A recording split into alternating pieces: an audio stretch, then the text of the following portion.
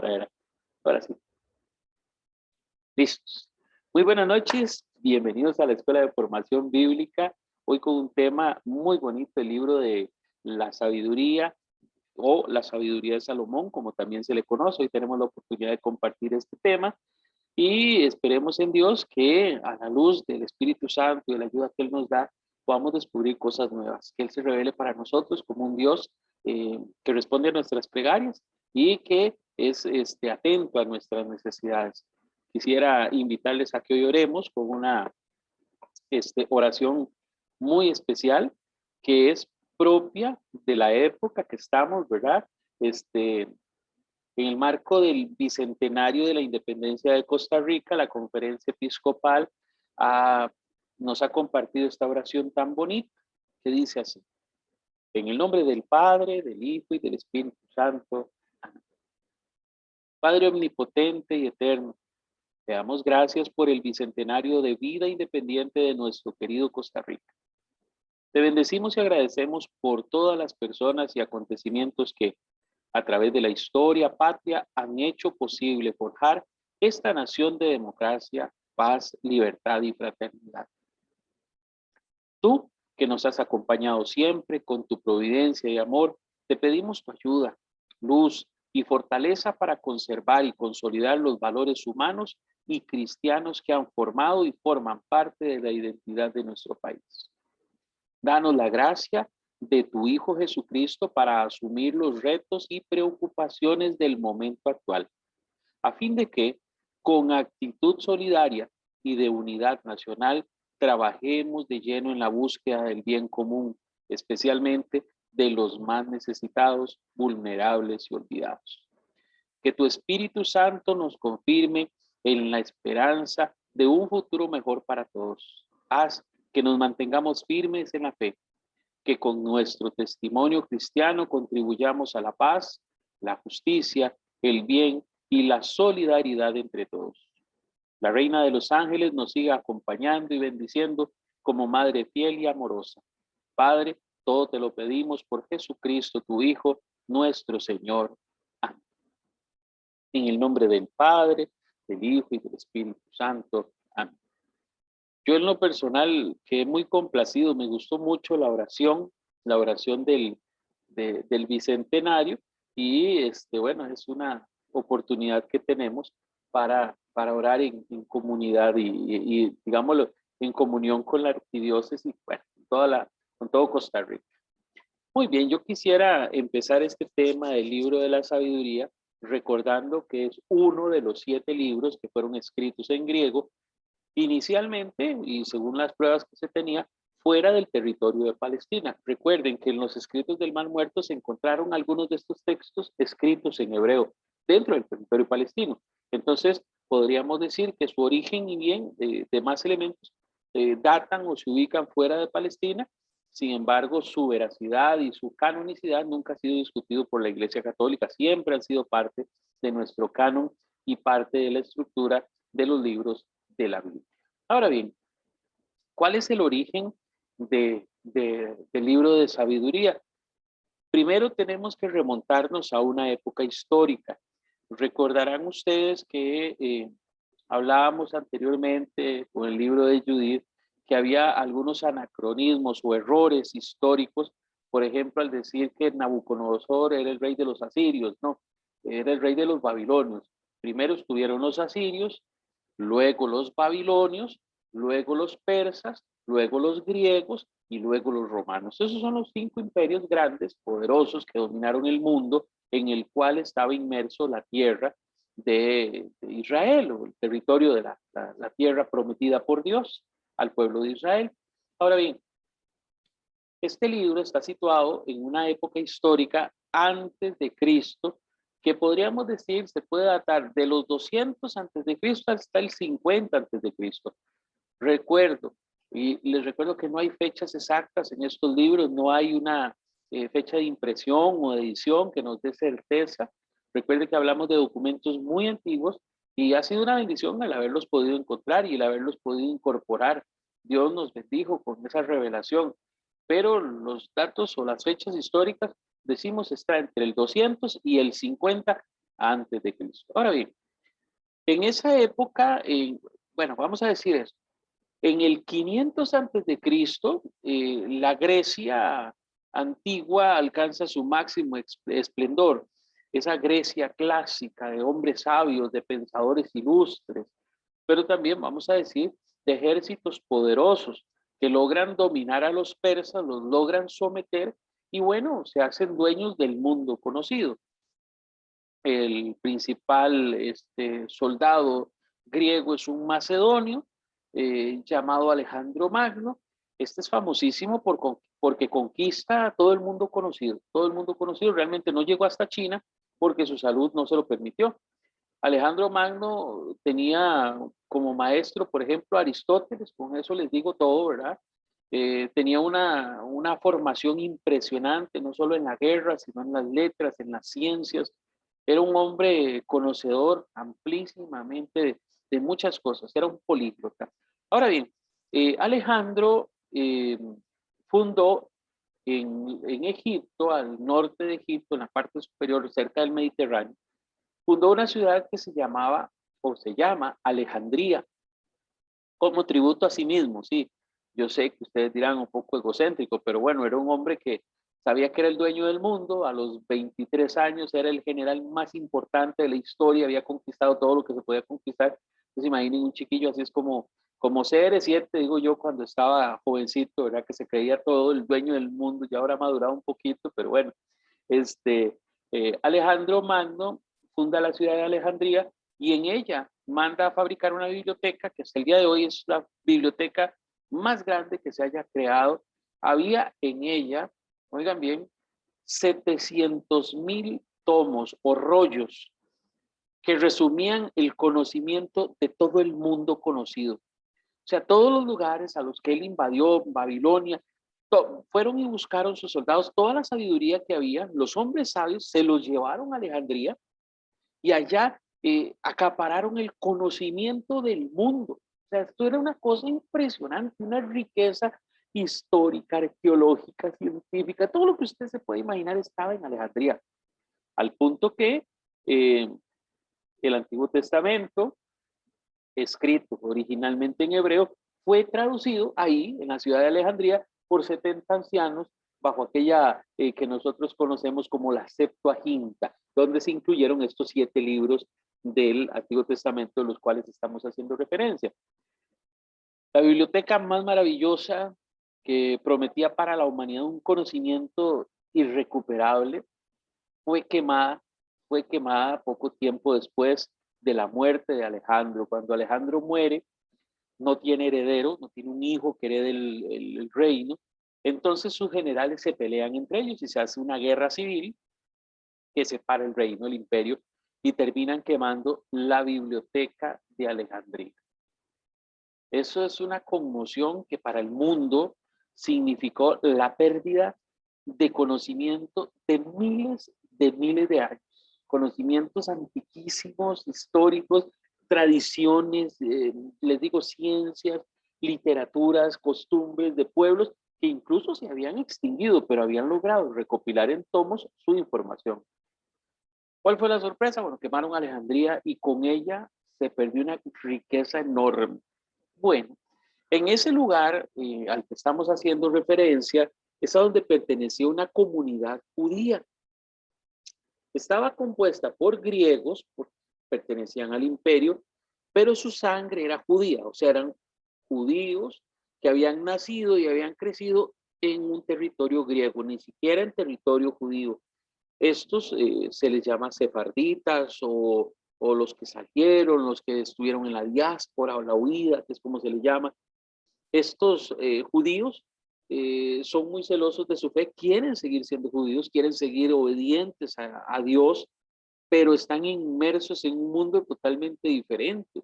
Entonces tienen que convertir el lenguaje de la Sagrada Escritura del Antiguo Testamento al griego para poderlo conservar. De ahí la traducción a la que hacíamos referencia. Este libro, denominado La Sabiduría de Salomón o Sofía Salomos, es por así decirlo, fruto de ese grupo de judíos que vivían fuera de Jerusalén, pero querían rescatar la esencia de su fe. Entonces, surge este libro. El autor ahí dice que es un maestro de la enseñanza judía en Alejandría, que lo que pretendía era dejar bien preparados a los futuros maestros. Era un hombre conocedor de su cultura contemporánea y estaba decidido a enseñar los principios fundamentales del judaísmo a los futuros maestros e intelectuales judíos de origen griego. Ahora, no hay un nombre a quien le podamos decir, fue fulanito de tal el que lo escribió. De hecho, que las Biblias no se atreven a decirnos, como por ejemplo en el caso de Sirá, si es Ben Sirá, o en otros, Coelet. Ahí hay nombres como más fáciles de ubicar, en este caso no lo hay. Entonces no tenemos un nombre del autor. Sí se intuye, se lee que es un maestro, es un estudioso del judaísmo quien lo comparte. Ahora bien, ahí, según el estudio que hice, la fecha que puse el límite, recuerden, yo les dije del 200 al 50, yo puse la del 50 porque la siento como la fecha límite, porque incluso ya en esta fecha cayeron los griegos, ya no existe el imperio griego, más bien el imperio que está dominando el mundo conocido son los romanos, son los romanos. Sin embargo, es en ese marco como de no perder lo que se tenía, que ellos escriben esto. Ahora, los judíos esperan que este nuevo imperio, por decir, pues no sabían lo que les venía encima, sea mucho más indulgente que los griegos y los egipcios, que ¿verdad? Recuerden que estaban en Egipto, que le pertenecía a los griegos, pero seguían siendo los judíos perseguidos, acosados, humillados, atacados por sus dominadores, tanto griegos como egipcios. Y bueno, llegaron los romanos, tuvieron una fe, pero que se esfumó muy rápidamente porque no fue fácil. Realmente los romanos llegaron a gobernar el mundo con puño de hierro y aplastaron todo. O sea, estaban decididos a borrar de la memoria de la gente todo para empezar de cero con un imperio que fue enorme y se extendió hasta el siglo XIII, el siglo XIV. Recuerden que el imperio romano se divide en Occidente, donde está Roma, con su capital Roma, y el Imperio de Oriente, con su capital Constantinopla o Turquía. El Imperio Romano de Occidente cae, se derrumba para el año 380, los bárbaros del norte, los sajones, los francos, los suevos, estos vienen y los invaden y conquistan el Imperio Romano de Occidente, pero el Imperio Romano de Oriente se sostiene hasta el siglo XIII, hasta el siglo XIV, cuando son atacados por un enemigo más poderoso, más numeroso, más grande, que son los musulmanes que venían de Oriente, ¿verdad?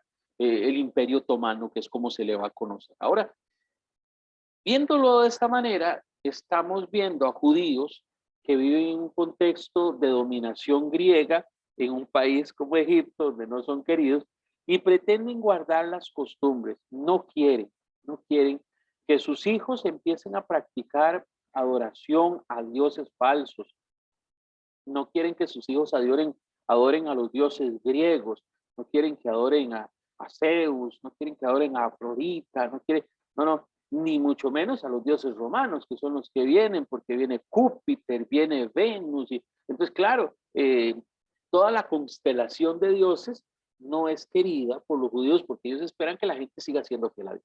De ahí que surja la necesidad de escribir el libro de la sabiduría. Ahora bien, ¿quiénes son los destinatarios o a quién está dirigido? Vamos a decir que son dos grupos principalmente. En primera instancia, a los gobernantes, porque nosotros lo vemos en el capítulo 1, en el verso 1, donde ahí lo copio literal, dice, amen la justicia, ustedes que gobiernan la tierra, tengan para con el Señor los sentimientos que convienen, búsquenlo con un corazón sincero.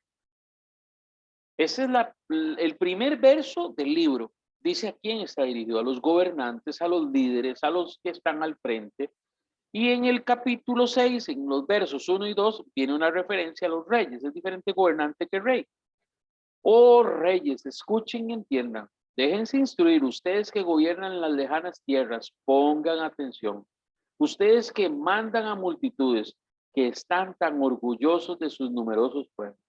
A esos es a quienes se les está dirigiendo esta palabra de sabiduría. Yo les decía anteriormente que obviamente estaba dirigido para los maestros, para los que iban a hacer que siguiera la palabra, el conocimiento del judaísmo vivo en el pueblo.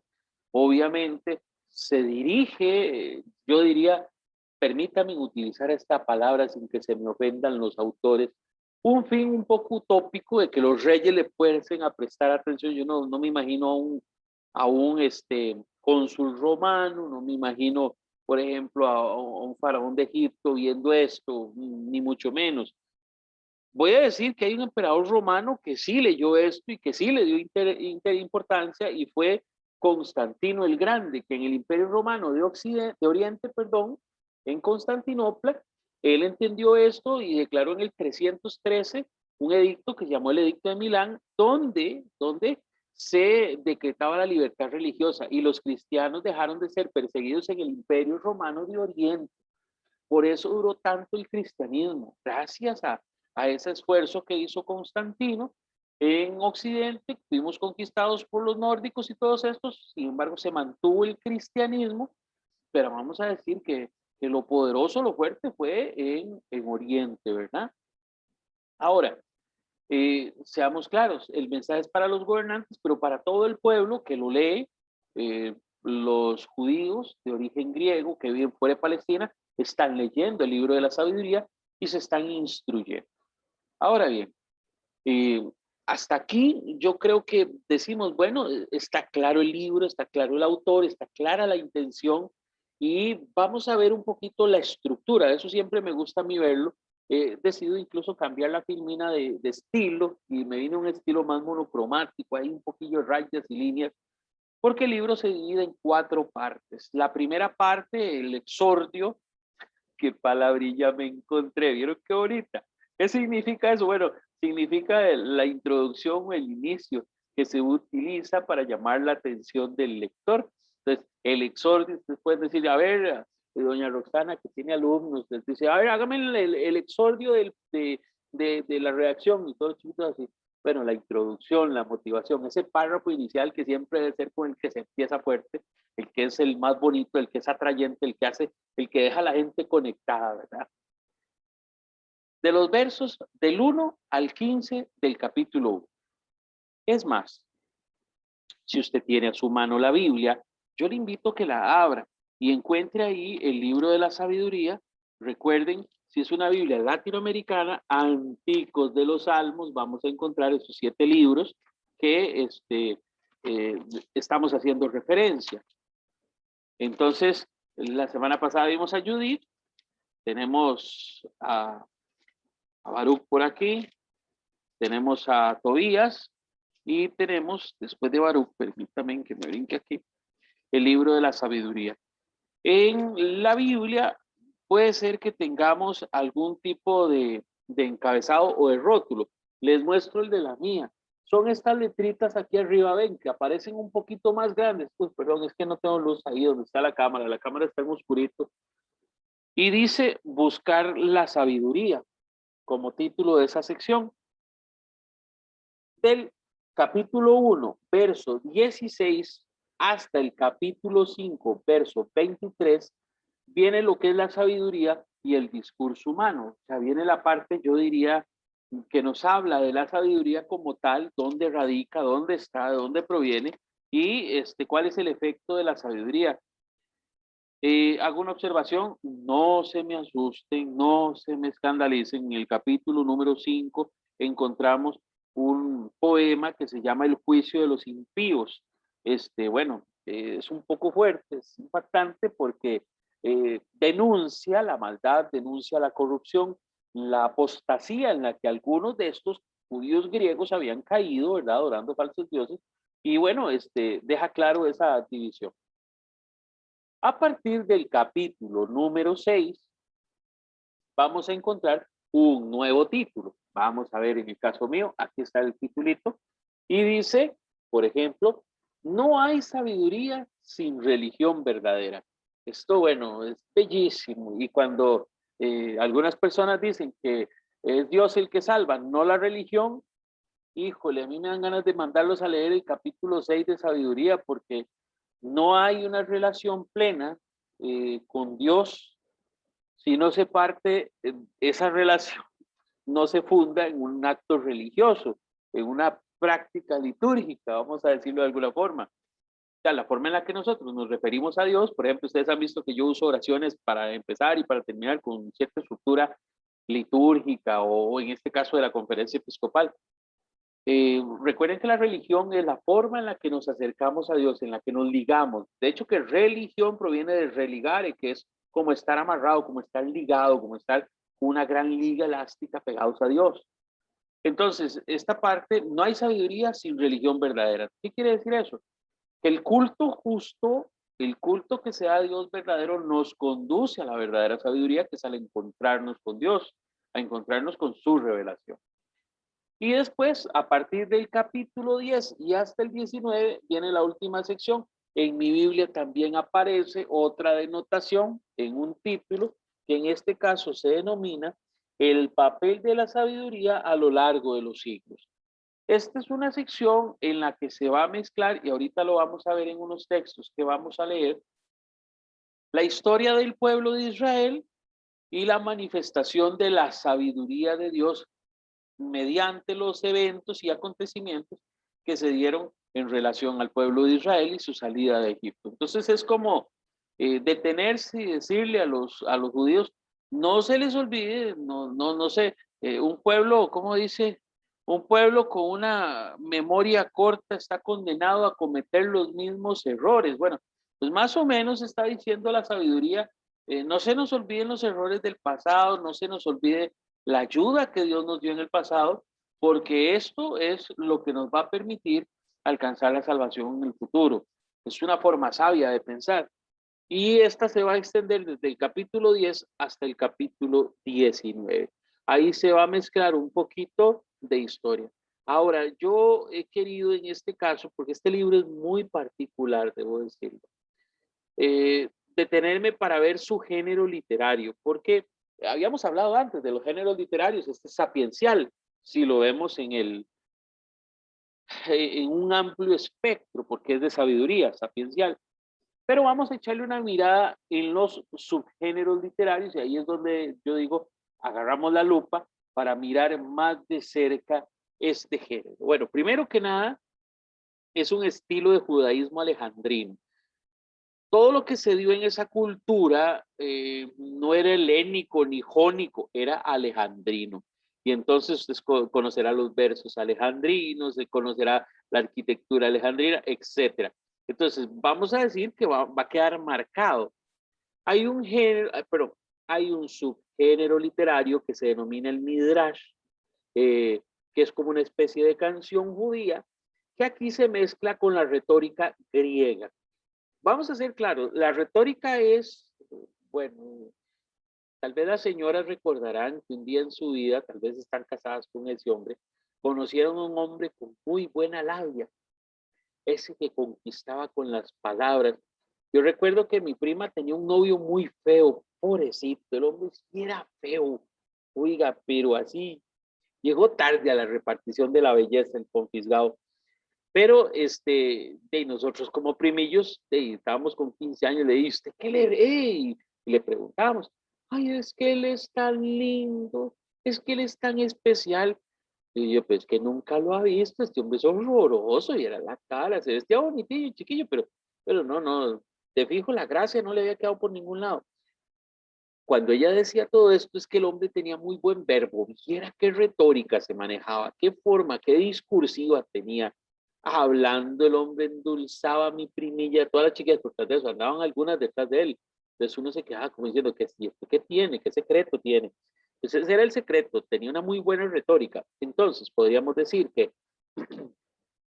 el género literario va a estar marcado dentro del lenguaje judío alejandrino con algunos matices del Midrash, que es un subgénero literario del hebreo, con la retórica griega. Oiga, qué clase de zambumbia, por amor al Todopoderoso. Sí, ustedes están diciendo, el profe Leitón sí que es exagerado, sí, pero Es que la verdad es que así es un género muy particular y no se puede leer todo como si fuera lo mismo.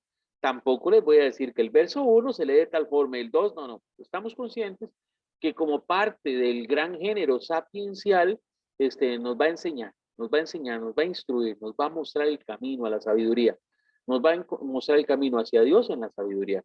Ahora, y se resume como un discurso demostrativo o exhortativo. Entonces, imagínense como que hay un expositor que tiene una retórica muy buena, y una palabra muy fluida, con unos verbos sinónimos, antónimos, y todos los terminamos en ónimos, y suena muy bonito lo que dice, y nos hace este discurso. Ese es el libro de la sabiduría. Veámoslo de esa manera, y disfrutémoslo como tal.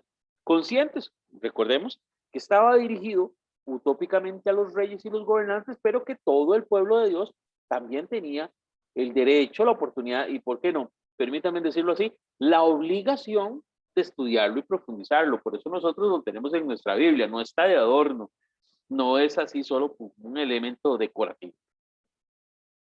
Hasta aquí, pregunto, vamos bien, todo está claro. Sé que esta última zambumbia del género literario es un poco eh, dispersa o con varios elementos, pero espero haber sido bien claro con los ejemplos del novio de mi prima y demás. La menos mi prima ve el programa y se da cuenta de lo que dije, pero bueno. A ver, dígame. No tengo preguntas acerca del género literario, sino de la diapositiva anterior, donde habló de la división. No sé si se puede tal vez como volver un momentito. Ok, habló de esa introducción, ¿verdad? Que es uno, sabiduría uno, ¿verdad? Es así. Capítulo 1, del verso 1 al verso 15.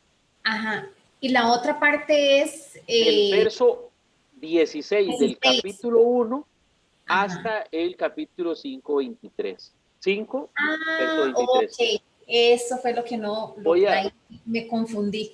No se preocupe, y le voy a hacer un detalle más que vale resaltarlo. En algunas Biblias, como en esta que tengo, de hecho que esta es la editorial, pero esta es la edición de la latinoamericana, la 122, que es del año 2005. En esta, el bloque 1 y el bloque 2 vienen como uno mismo, bajo un mismo título. La Biblia que hoy usé para preparar esta conferencia la tengo en el colegio, otra Biblia. Esa me pone los 4 bloques. En esta podríamos decir que tiene 3 bloques, el 1 y el 2, el 3 y el 4. El 1 y el 2 como si fuesen uno solo. Sin embargo, me gustó lo que encontré en la otra del exordio y me llamó la atención. Y bueno, está bonito resaltar el tema de la introducción que aparece ahí en esos 15 versos del primer capítulo. Listo. Ahora sí es que me confundí ahí, me perdí. Yo qué raro, pero ¿dónde está el 2 y el 3 y el 4? Recuerden que Sí, esa rayita sí, significa sí. al. Sí. Entonces, del al. Gracias, profe. Con gusto, doña Roxana. Vamos a seguir entonces. ¿Alguna otra consulta, duda, observación? ¿Recuerdo de novios? No, ninguna. Ah, ok. Ahí tenemos, de hecho, que me gustaría observar esa fotografía.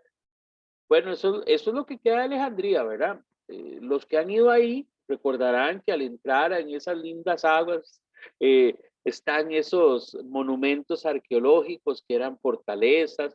Vean qué lindo que se ve ahí esa parte donde los barcos anclan. ¿Cómo se llama esto? Ay, eso tiene un nombre, la Marina, dirían aquí, la Marina de los Sueños, se parece, ¿verdad? No, yo creo que la Marina de Alejandría debe ser un poquito más bonita que la de los Sueños, pero bueno. Ahí vemos ese territorio geográfico que es real, que es cercano, bueno, que es cercano para el pueblo de Israel y que, bueno, guarda tantos recuerdos. Yo creo que cuando nosotros unimos la teología con la arqueología, descubrimos que en todas las partes de Europa y en el mundo conocido, podemos decir, hay grandes señales de esa presencia del cristianismo. De hecho, que podemos decir que donde quiera que haya una cruz, ahí hay una señal de cristianismo. La única cruz que digamos que no nos sirve para hablar de cristianismo es la cruz gamada, que si alguno de ustedes ha oído hablar de ella, es la cruz que usaban los nazis, que es una cruz. tiene un origen nórdico. A los cristianos, perdón, a los nórdicos, cuando se les cristianizó, convirtieron sus signos nórdicos en cruces. Claro, esa cruz la hicieron de medio lado, y es lo que conocemos como la esvástica, pero es lo que se llama cruz gamada. Sin embargo, bueno, diremos que donde quiera que haya una cruz es un signo de la presencia de Dios y del cristianismo. De hecho, que esta semana que estuvimos, o la semana pasada que estuve reflexionando en torno al 20 aniversario del atentado de las Torres Gemelas, había una fotografía muy bonita que vi donde se veía de las ruinas maltrechas que en metal quedó una estructura con forma de cruz visible, muy bonita. Incluso la desmontaron de donde estaba y la instalaron en un monumento. Es un recuerdo de que Dios está en todas partes y esta escritura está presente donde quiera que vaya el cristiano, donde quiera que vaya la palabra de Dios. Ahora vamos a incursionar propiamente en el texto literario. Yo creo que el tiempo, estamos bien, está según lo planeado. Ahí me encontré esa imagen tan bonita de la Biblioteca de Alejandría. Claro, yo me imagino que esa es una pequeña muestra de lo que era una pequeña sección de la biblioteca, porque era gigantesca, ¿verdad? Era algo impresionante. Los sabios del mundo entero ahí sentados hablando de lo que es la sabiduría. He querido que leamos algunos capítulos, algunos versos del libro de la sabiduría para que descubramos en ella ese mensaje de Dios para nosotros. Y el primero es el capítulo número 9, que es la oración por la sabiduría. Creo que en algún momento le hemos pedido sabiduría a Dios, sea porque vamos a tomar una decisión laboral y voy a aceptar ese trabajo que me ofrecen, o porque me voy a casar y entonces tengo que tomar la decisión de la persona con la que me voy a casar y entonces, bueno, todo eso, ¿verdad? Alguno debe estar diciendo, uy, yo no hice esa oración, no, ¿qué? Dios le dio una bendición a su lado, qué bonito, ahí está don Carlos y está ahí don Mario, que dan testimonio que sí, que la oración de su esposa les reparó un maridazo, pues ahí están, igual doña Magda puede decir lo mismo, que a don Carlos le reparó Dios una esposa muy buena, igual lo puede decir doña Daniela, doña Roxana levantó la mano y doña Elizabeth allá en diferido está diciendo, sí, yo también, sí, claro. Por eso la oración siempre da buenos resultados. Ahora, vamos a escuchar la oración de la sabiduría para que disfrutemos de ella. Yo quiero que lo disfrutemos porque es no solo una lectura del texto bíblico, sino que es un verdadero encuentro con Dios por medio de su palabra. Voy a ir a una primera parte. Verso 1 del capítulo 9. Dios de nuestros padres, Señor de misericordia, por tu palabra hiciste todas las cosas y por tu sabiduría formaste al hombre para que domine a todas las criaturas por debajo de ti, para que gobierne al mundo con santidad y justicia y tome sus decisiones con recta conciencia. Dame pues la sabiduría que comparte tu trono y no me excluyas del número de tus hijos. Qué bonito, vea. Llegué al verso 4. Al verso 4. Yo digo, bueno, este es un midrash, de hecho, que es como una canción, usted le pone música y lo puede cantar, es bellísimo.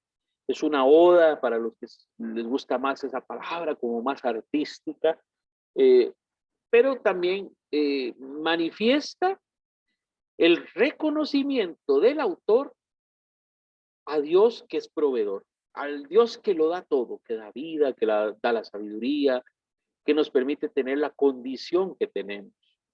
Sigamos en el verso 5 del capítulo 9.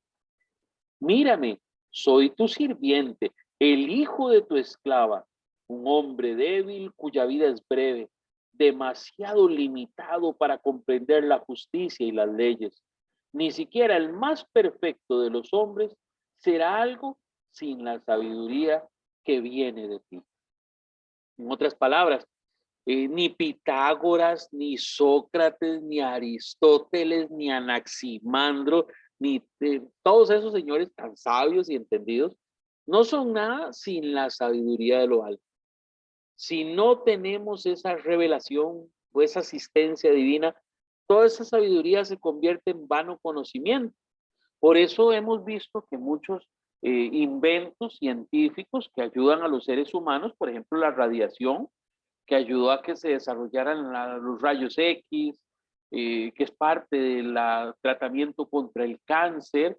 Decimos, bueno, es el hombre que está pensando en el bien humano, pero también vemos el mal uso de la radiación con armas nucleares y cómo destrozó Hiroshima, cómo destrozó Nagasaki. Y esta semana, este muchacho allá, el primer ministro de Corea del Norte, dice, ya tengo un misil que llega a cualquier parte del mundo con una bomba atómica. Está contentísimo, dice que lo probó y que está feliz de la vida. Nos damos cuenta que el conocimiento, permítame decirlo de esta manera, sin la sabiduría de Dios, puede convertirse en un arma, puede convertirse en algo que destruye, en algo que no es beneficioso.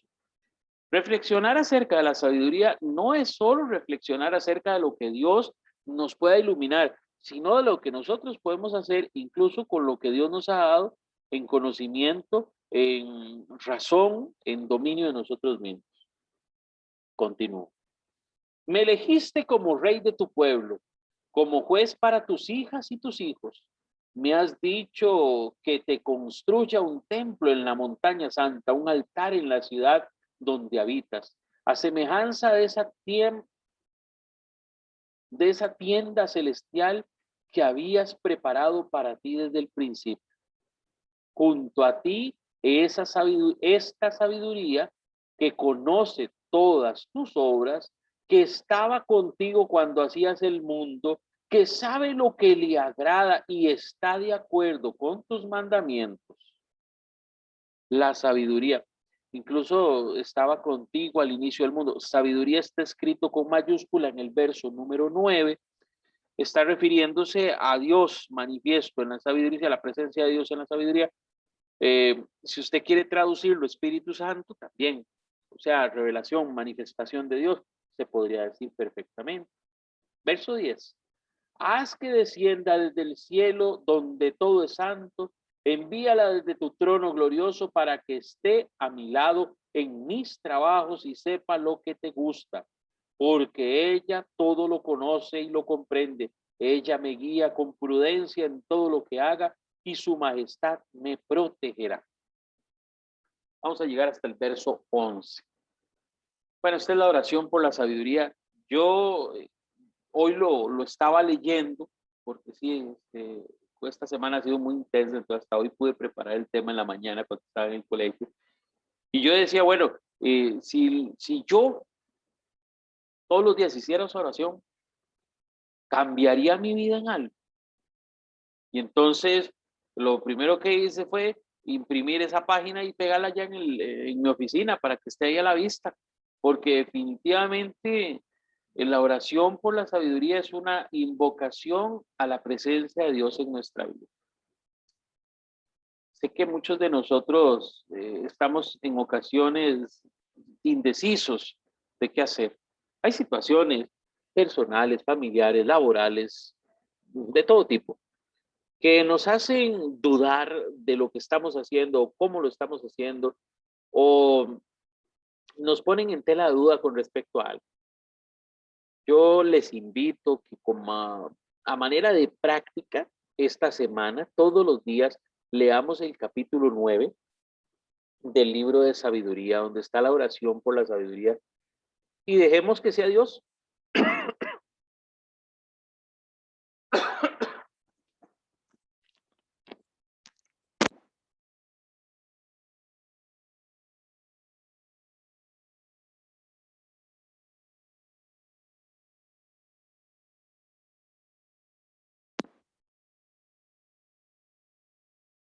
Bueno, estoy de vuelta. Me perdonan, pero me da un ataque tos. Es que hoy hablé mucho en el colegio, eso es lo que pasa, que ya vengo con la voz que ya anda titilando a estas horas, esas cuerdas vocales, dicen, no, Leitón, ya, váyase a dormir. Todavía queda, ¿no?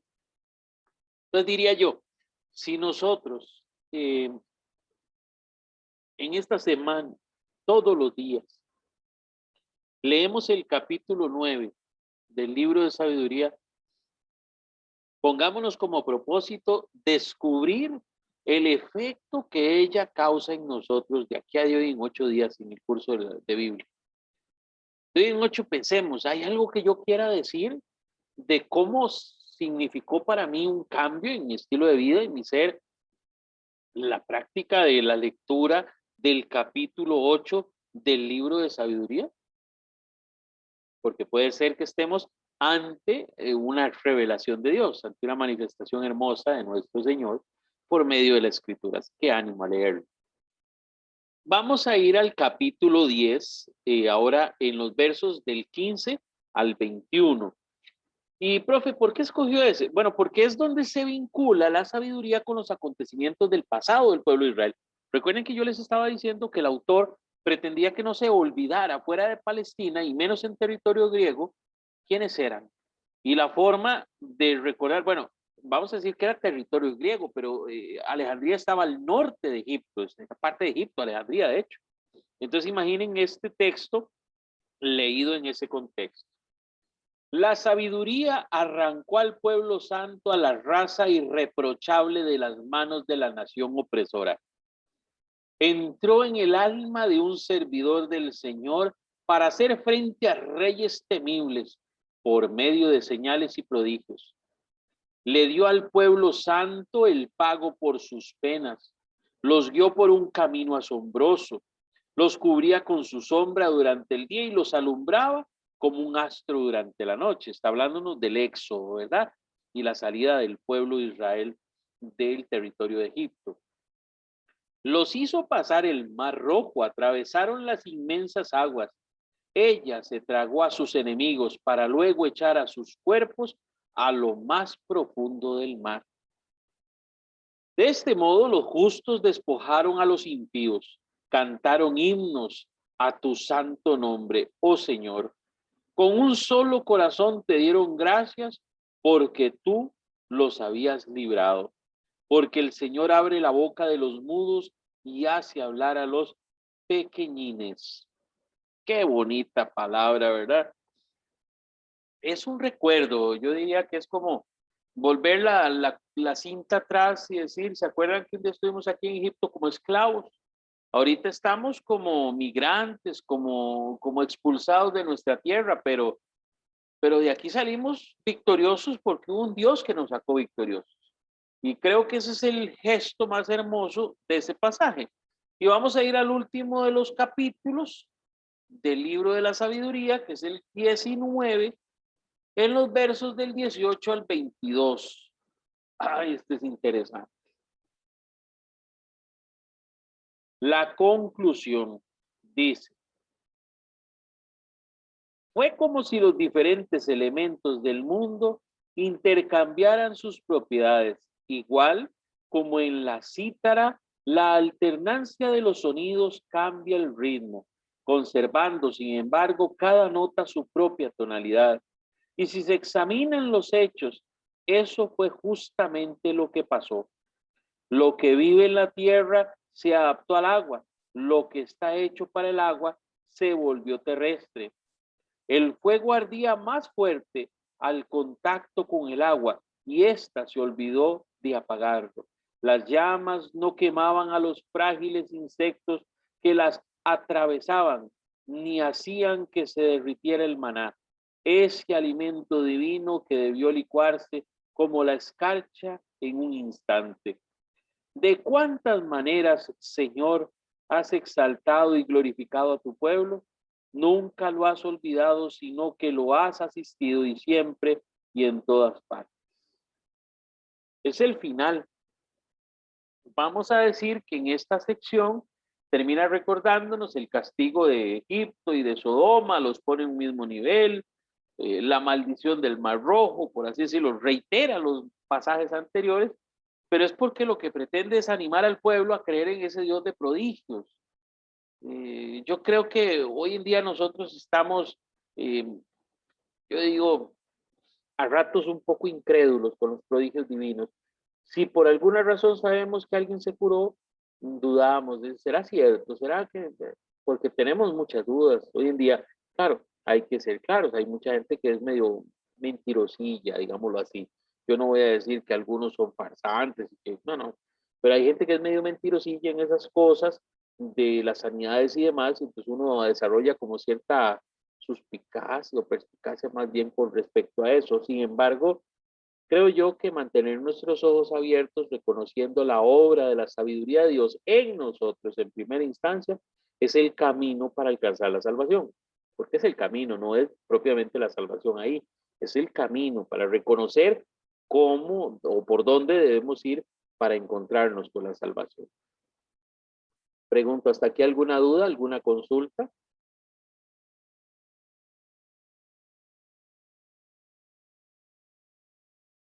Todo bien. Tengo el micrófono prendido, ¿verdad? No me asusta.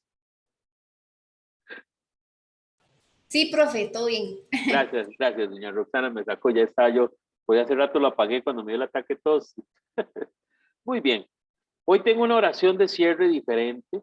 De hecho que la encontré por ahí y me gustó. No les voy a decir que es, digamos, muy tradicional de la iglesia, me he apartado un poquito del estilo que teníamos de las oraciones, pero creo que les va a gustar una oración breve que se llama oración de la noche, pero que viene en un formato distinto a como lo hemos visto anteriormente, viene en un formato de video. Entonces, eh, vamos a recurrir a ella, vamos a mirar en video la oración de la noche y que sea también nuestra oración de cierre de nuestra clase y sea también la oración previa a nuestro descanso. Así que vamos a activarla y a disfrutar de esta oración de la noche.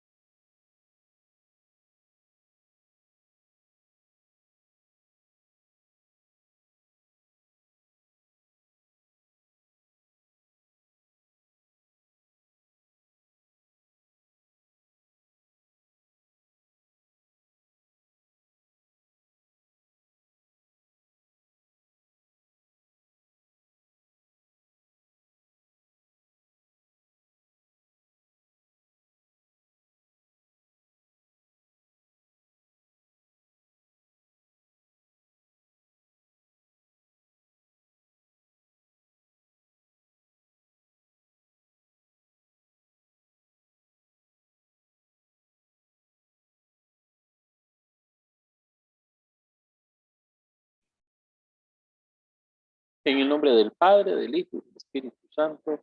Amén. Muy bien.